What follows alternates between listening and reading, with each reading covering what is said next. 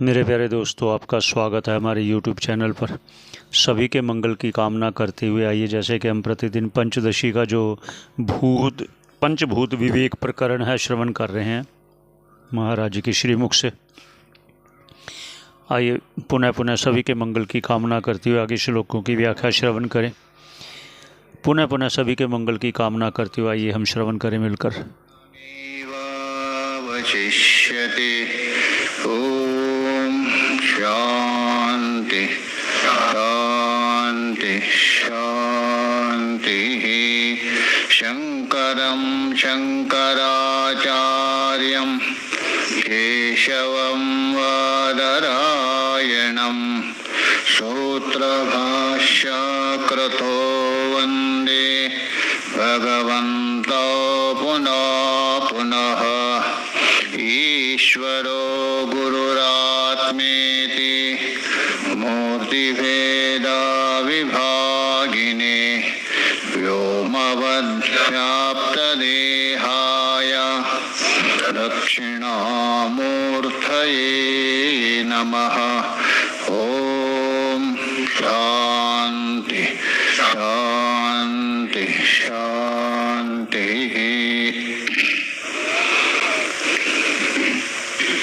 हम लोग पंचदशी के दूसरे प्रकरण को लेकर चिंतन कर रहे हैं। अभी तक ये विचार हुआ, इदमग्रे आसीत, ये सारा जो जगत है उस परमात्मा की माया शक्ति के द्वारा ही कल्पित है। सदैव सौम्या जो सत शब्द है उसमें कल्पित है। तो यहाँ प्रश्न हुआ, परमात्मा की माया शक्ति के द्वारा सारा जगत कल्पित है। क्या ये जो माया शक्ति है परमात्मा से भिन्न, क्या सत है अथवा असत है? यदि सत मानते हो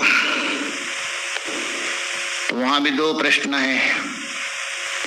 भिन्न यदि मानेंगे तो द्वैतापत्ति, अभिन्न मानेंगे तो परमात्मा की शक्ति है, ये प्रयोग नहीं होगा, अवेद हो गया, तो इसलिए बनेगा नहीं।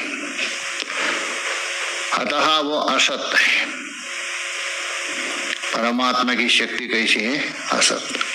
वहां भी दो प्रश्न हो गया, अत्यंत असत है अथवा मिथ्या है।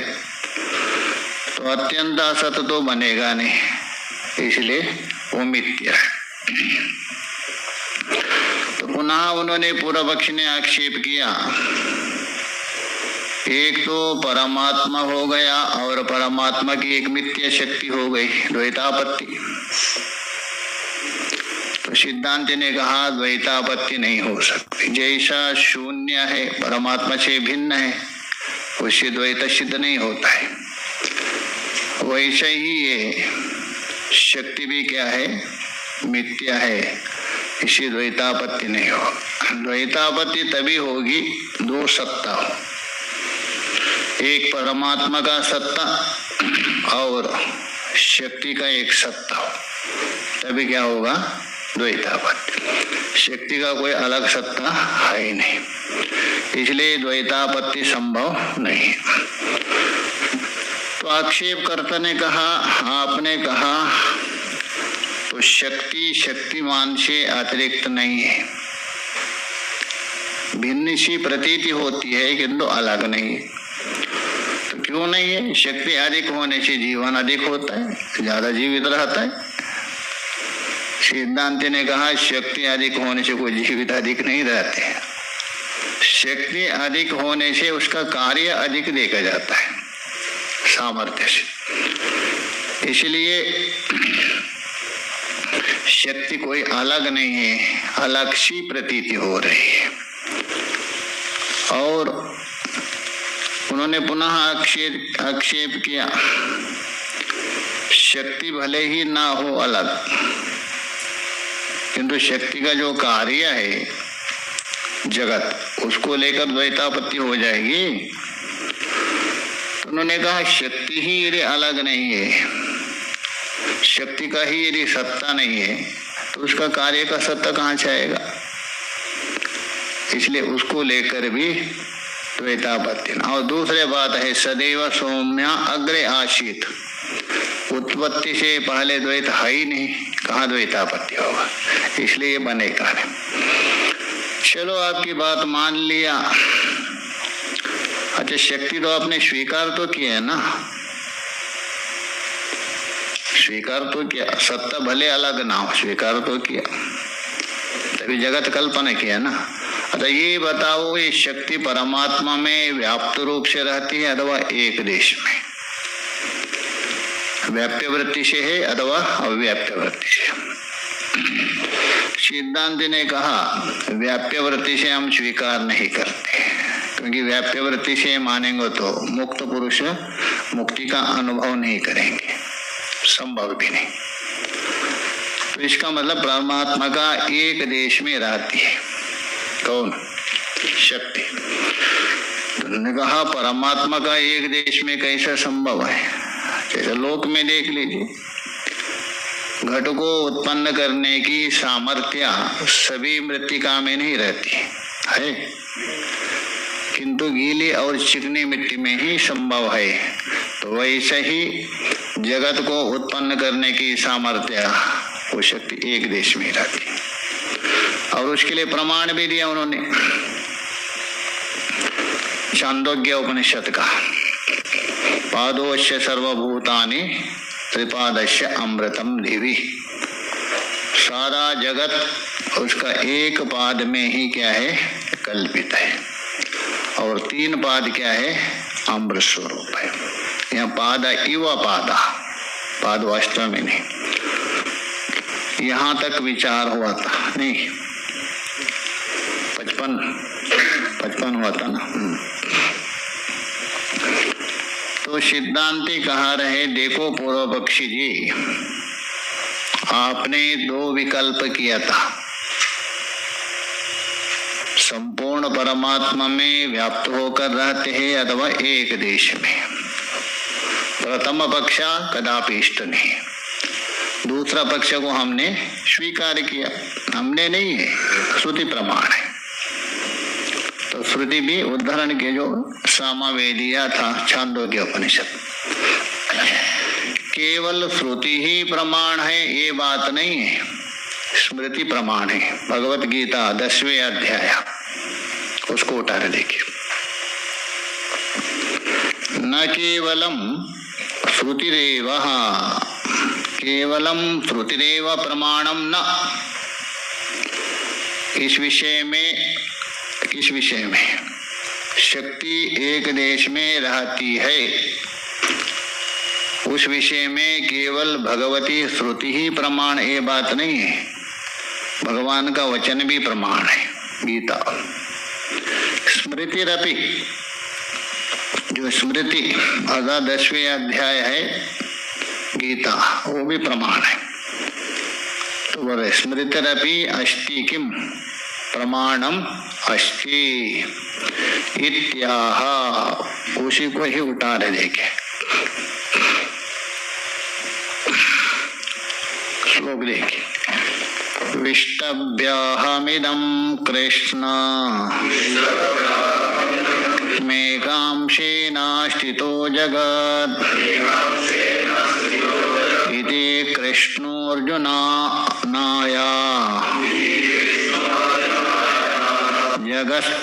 जगस्त्वेकदेशताम् इदं कृष्णम्, इदं कृष्णम, इदम बोल तो नाम रूप से जो प्रतीयमान, किम जगत, वहां अन्वय कर दीजिए। इदम कृष्णम जगत, ये संपूर्ण जगत, जो भी जगत दिख रहे वो सब जगत, वो क्या है? विष्टभ्य अहम, अहम इदम कृष्णम जगत विष्टभ्य स्थितो, एकांशेन स्थितो, वहां अन्वय कर दीजिए। विष्टव्य का मतलब है एक अंशेन विष्टव्य स्थितो। एक अंशेन बोल दो, अंश इव अंश। मैं एक अंश से धारण करके व्याप्त रूप से स्थित हूँ। विष्टव्य स्थितम का मतलब है एक अंश से धारण करके सभी में व्याप्त रूप से स्थित हो, सारा जगत। विष्टव्य एकांशेन विष्टव्य स्थितः का अहम, अर्थात एक अंश बोल तो उसका एक पाद। तो एक पाद में धारण करके किसको? इदम जगत। केवल धारण नहीं है, उसको धारण करके व्याप्त रूप से स्थित हो, सभी में व्याप्त भी है। तभी है ना अस्थि अस्थि प्रयोग होता है। इति ये बात कृष्णो भगवान श्री कृष्ण अर्जुनाय स्वशिष्याय, अपना जो शिष्य है अर्जुन के लिए, आहा किमाह जगस्तु एकदेशताम आह, अर्थात संपूर्ण ब्रह्मांड एक देश में परमात्मा का एक अंश में ही स्थित है। ये स्वयं भगवान अपना शिष्य अर्जुन के लिए समझा रहे। तो इसलिए दो प्रमाण हो गया, कौन? श्रुति और स्मृति। उपलक्षण लीजिए पुराण में, पुराण में खूब वर्णन किया। परमात्मा के एक अंश में माया है, माया के और 10 अंश से कम आकाश है, इस प्रकार वर्णन किया। स्पष्ट है, इसलिए वाक्य नहीं कर रहे। इदानीम निर्माय स्वरूपः सद्भावे प्रमाणमाह। परमात्मा का दो स्वरूप है, एक माया से युक्त स्वरूप, एक माया से रहित है। तो माया से रहित स्वरूप है निर्गुण निराकार, उसी का नाम है अक्षर ब्रह्म। वास्तव में परमात्मा कैसा है? निर्माया है, माया रहित है।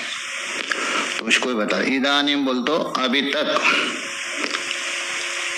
परमात्मा की शक्ति और उस शक्ति से उत्पन्न होने वाला जो जगत वो किसमें स्थित है, ये सब वर्णन किया।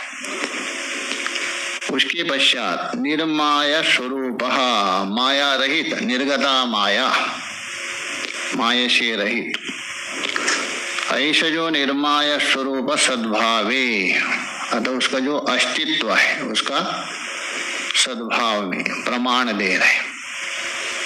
तो ये इसलिए बता रहे, अभी तक आपने क्या बता दिया?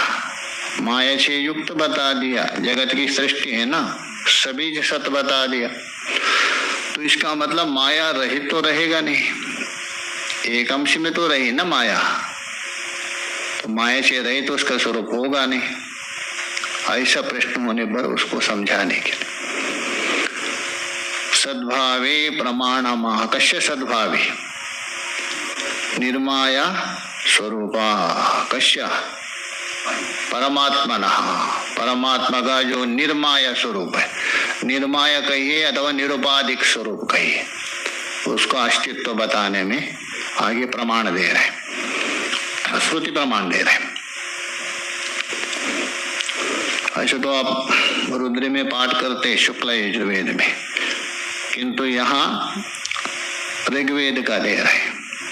यहाँ आचार्य जी उठा रहे हैं ना, विद्यारण्य ऋग्वेद का अनुकरण कर रहे हैं। हम लोग जो पाठ करते शुक्ल यजुर्वेद में पुरुष सूक्त का प्रथम मंत्र द्वितीय उत्तरार्ध में आता है। शब्द थोड़ा सा अंतर है ऋग्वेद और शुक्ल यजुर्वेद में। श्लोक देखिए, स भूमिं विश्वतो वृत्वा यत्यतिष्ठदशांगुलम् विकारावर्ति चात्रास्ति श्रुतिसूत्र कृतोर्वचः। स भूमिं विश्वतो वृत्वा, ही अत्यतिष्ठ दशांगुलम। अच्छा, रुद्र याद है, पुरुष सूक्त में क्या है, शास्त्र शीर में सर्वतो, हाँ इनको सबभूमिम सर्वतो स्पृष्ट्वा है, यहाँ वृत्वा है वहां स्पृष्ट्वा है, इसका मतलब पुरुष सूक्त याद नहीं है। पुरुष सूक्त का प्रथम मंत्र है सबभूमिम, शास्त्र शीरी का पुरु का है नहीं, उसमें दूसरे चरण है, दूसरा उत्तरार्ध है, वहां सबभूमिम सर्वतः स्पृत्वा है। यहाँ देखिए सबभूमिम विश्वतो वृत्वा, अर्थ एक ही है, चाहे तो विश्वतो कहिए सर्वतो कहिए, वृत्वा कहिए स्पृत्वा कहिए, अर्थ एक ही है। किंतु ये जो हम लोग पाठ करते हैं शुक्ल यजुर्वेद, और यहाँ जो दिया है ऋग्वेद का, इसलिए थोड़ा अंतर है। अर्थ में कोई अंतर नहीं, शब्द में। स का मतलब है सपुरुषा, सपुरुषा पूर्व में है ना, शास्त्रशीरी का पुरुष, वो जो पुरुष अर्थात परमात्मा। सा मतलब सपुरुषा परमात्मा। भूमिम, भूमिम का मतलब केवल पृथ्वी नहीं लेना, वहां इसकी व्याख्या करते हुए सायणाचार्य ने किया है, वेद के ऊपर सायन भाषा है, वेद के ऊपर है ना, सायन भाषा प्रसिद्ध है। ऐसा और भी भाषा है, उभट भाषा है, महिधर है, तीन है, किंतु सायन भाषा को प्रामाणिक माना जाता है। तो सा मतलब परमात्मा, सा पुरुषा, सा परमात्मा, पूर्णत्वात् पुरुषयनादिति पुरुष। और भूमिम का मतलब है पृथ्वी आदि पंचभूता, पृथ्वी आदि है ना पंचभूत, भूमि से उपलक्षण सारा ब्रह्मांड लेना। भूमि का मतलब केवल पृथ्वी नहीं लेना, भूमि से उपलक्षित पंचभूत, पंचभूत से उपलक्षित सारा ब्रह्मांड लेना। विश्वतो वृत्वा अथवा सर्वतो स्पृत्वा, विश्वतो मतलब पूर्ण रूपेण, सर्वता बोल तो परिता, चारों तरफ से, विश्वता मतलब पूर्ण रूपेण, स्पृत्वा अथवा वृत्वा, वृत्वा का मतलब परिवेष्टित, चारों को, सभी को व्याप्त करके, सारा जगत को सर्वता व्याप्त करके, वृत्वा बोल तो वर्ण करके, परिवेष्टित व्याप्त करके। ठीक है, व्याप्त करके क्या कर रहे हैं, ही अत्यतिष्ठ, दशांगुलम ही अत्यतिष्ठत, दशांगुलम ही अत्यतिष्ठ। तो दशांगुल, अंगुल बोलते हैं ना, पहले मापते थे ना माप, तो दशांगुल परिमिति स्थान से अत्यतिष्ठ बोल दो अतिक्रमण करके स्थित है। तो ये क्या है, तो सारा ब्रह्मांड में जो व्याप्त है वो पुरुष सभी में, किंतु दशांगुलम, दशांगुल का मतलब है उपलक्षण, नाभि से हृदय पर्यंत दशांगुल नीचे, नाभि से हृदय है ना वह दशांगुल होता है, नाभि के ऊपर। दशांगुलम अत्यतिष्ठ बोल तो अतिक्रमण करके, तो दशांगुलम अतः दशांगुल बोल तो नाभि से ऊपर दशांगुलम, अत्यतिष्ठ बोल तो ऊपर अतिक्रमण करके उस हृदय में स्थित है, सभी के हृदय में स्थित है, हार्दाकाश में, ये उपलक्षण है। तो अत्यतिष्ठ दशांगुलम, दशांगुलम कुत्र नाभितः दशांगुलम अतिक्रमणम कृत्वा हृदय आकाशे स्थितः, उसमें विद्यमान है। इसलिए भगवान ने क्या है, ईश्वर सर्वभूतानां हृदय अर्जुन तिष्ठति भ्रामयन् सर्वभूत, तो नाभि से ऊपर हृदय आकाश में स्थित है। तो दशांगुलम ये हो गया आपका ऋग्वेद संहिता में बता दिया, सारे जगत में व्याप्त भी है किंतु जगत से क्या है, निर्लिप्त है। इस शरीर में भी है किंतु शरीर से निर्लिप्त होकर हृदय आकाश में विद्यमान है। केवल इतना ही नहीं है, विकारावर्ति च अत्र अस्ति, ये सूत्र है। पहले हो गया सभूमिम विश्वतो वृत्वा इति श्रुति कृतः वचा, वहां जोड़ लीजिए। इस श्रुति के वचन से भी सिद्ध होता है, क्या सिद्ध होता है? निर्माय स्वरूप है, किसी लिप्त नहीं हो। एक विकारावर्ती छात्र अस्ति सूत्र कृता वचा, दो वाक्य बना दीजिए। श्रुति वचन से भी सिद्ध हो रहे क्या? निर्मायत्व। और ब्रह्म सूत्र है ना, उससे भी सिद्ध हो रहे। विकारवर्ती चा तथा ही स्थिति माह, ये सूत्र से। तो बोले विकारवर्ती का मतलब है वहां विकारा आवर्ती अर्थात निर्गुण स्वरूपम। विकार में वो आवर्ती नहीं है, विकार आवर्ती बोल तो निर्गुण स्वरूप अर्थ क्या है? तो निर्गुण स्वरूपम च सगुणे ब्रह्मणि अस्ति, सगुण ब्रह्म में भी क्या है? निर्गुण स्वरूप। ये है विकारावर्ती का अर्थ। ये ब्रह्म सूत्र देख लीजिए, चतुर्थ अध्याय का चतुर्थ पाद में है। तो विकारावर्ती का मतलब है निर्गुण स्वरूपम च सगुणे ब्रह्मणि अपि अस्ति, सगुण ब्रह्म में भी निर्गुण स्वरूप है। किंतु निर्गुण में सगुण रहेगा?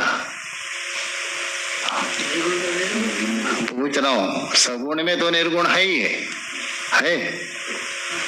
हाँ, सगुण में निर्गुण रहेगा? नहीं, क्यों चुप? वही जो सगुण कौन है? वही निर्गुण ही है, उपाधि के द्वारा सगुण बना है। तो सगुण में क्यों निर्गुण नहीं है? सगुण में तो निर्गुण है ही है, किंतु निर्गुण में सगुण नहीं रहेगा। निर्गुण व्यापक है ना, व्यापक व्याप्य में रह सकता है, व्याप्या व्यापक में नहीं रह सकता है। ये नियम है। तो इसलिए यहाँ विकारावर्ती का मतलब निर्गुण स्वरूपम च सगुणे ब्रह्मणि अस्ति ही बोल दो यतः, यस्मात् ततः तेन प्रकारेण, तथा है ना उसमें, तथा बोल तो सूत्र भाष्य में दिया है, टीका में विकारावर्ती च अत्र अस्ति, ये सूत्र है। विकारावर्ती च तथा ही स्थिति माहा, ये पूरा सूत्र है। श्लोक ने थोड़ा सा उठा दिया, श्लोक बनाना है ना, तो इसलिए यहाँ श्रुति और सूत्र कृतो वच है ना, दोनों के साथ अन्वय है। पूर्वार्ध है श्रुति कृत वच है, उत्तरार्ध सूत्रकृत। दशांगुलम इति श्रुति कृत वच, ये जोड़ दीजिए। और विकारावर्ती च अत्र अस्ति इति सूत्रकृत वच, ये दो कर रहे हैं ना। एक श्रुति कृत वचन, सूत्रकृत, मतलब श्रुति का वचन सूत्रकार का वचन है। सूत्रकार कौन है? टीकाकार बता रहे। विकारावर्ती च तथा ही स्थिति माह, ये पूरा सूत्र है। तो विकारावर्ती का मतलब निर्गुण स्वरूपम च सगुणे ब्रह्मणि अस्ति, ये अर्थ किया है। निर्गुण स्वरूप सगुण ब्रह्म में भी, और उसमें तथा ही में ही शब्द आया ना, ही आ गया ना सूत्र में। ही का अर्थ ही यतः, यस्मात् कारणात्, क्योंकि। तथा बोल दो तेन प्रकारेण स्थिति, तथा स्थिति बोल दो तेन प्रकारेण स्थिति, अर्थात ब्रह्मणि सगुणत्वम निर्गुणत्वम द्वयोः वृत्ति। ब्रह्म में दोनों वृत्ति है, सगुण वृत्ति भी है, निर्गुण वृत्ति है।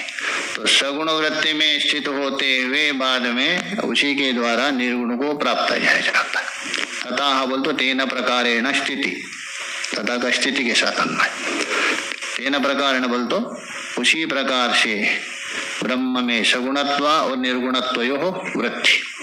आहा, ये बात आगे बढ़ा है ना, आहा, ये आहा है श्रुति प्रमाण है। ये कौन बता रहे? छांदोग्य उपनिषद में बता रहे। तावान अस्य महिमा इत्यादि श्रुति, ये श्रुति बता रहे उसकी इतनी ही महिमा है करके श्रुति भी बता रहे।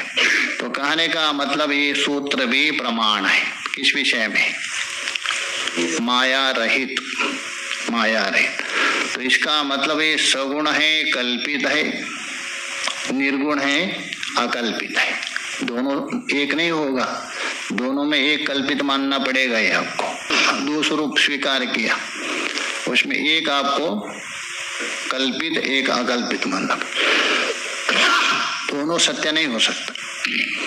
तो इसलिए जो सगुण है वो कल्पित है, क्योंकि कल्पित क्यों है, सगुण में भी निर्गुण है, सगुण में भी निर्गुण है, और निर्गुण अकल्पित है, क्यों, निर्गुण में सगुण नहीं है।